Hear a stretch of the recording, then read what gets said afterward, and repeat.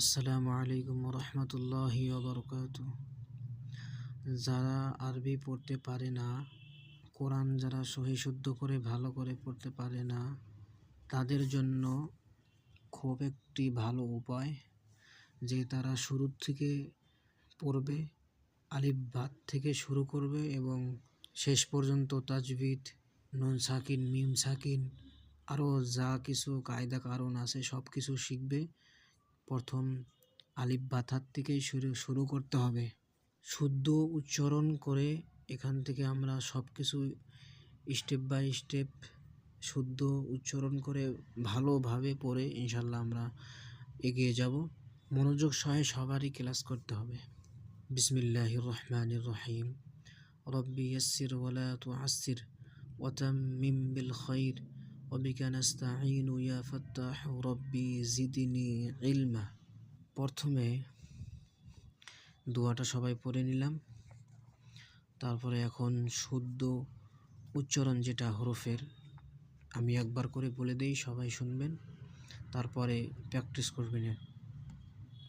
আলিফ, বা, তা, সা, জিম, হা, খ, দাল, যাল, র, জা। এই আলিফটা বাদে, এই আলিফটা শর্টকাট হয়, মানে আলিফটা কোনো টান হয় না, যেরকম আলিফ পড়লাম। আর এই বাকি হরফগুলো যেগুলো আছে সেইগুলোকে একটু টান দিয়ে পড়তে হয়, যেরকম জা, খ একটু টান দিতে হয়, কিন্তু আলিফে কোনো টানই দিতে হয় না। আলিফ হয়ে গেল আলিফ। আর বাদ বাকি যেগুলো হরফ আছে সব টান দিয়ে পড়তে হবে। সিন, শিন, সদ, বদ, ত, য, আইন। এটা কিন্তু গলায় থেকে বের করতে হবে। এর মুখারিজ যখন তাজবিদ ক্লাস শুরু হবে তখন ইনশাল্লাহ সবাইকে পড়াবো, কিন্তু এখন যেরকম উচ্চারণ হচ্ছে সেরকম পড়লেই হবে।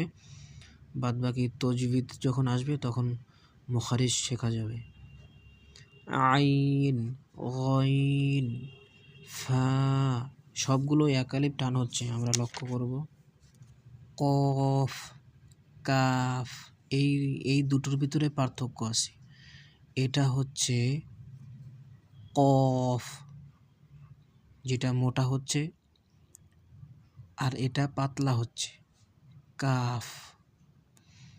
কফ, কাফ, লাম, মিম, নুন, ওয়াও, হা, ওয়াও, হা সব একালিপ করে টান হচ্ছে, কিন্তু এই হামজাটা এটা কিন্তু কোনো টানই হবে না।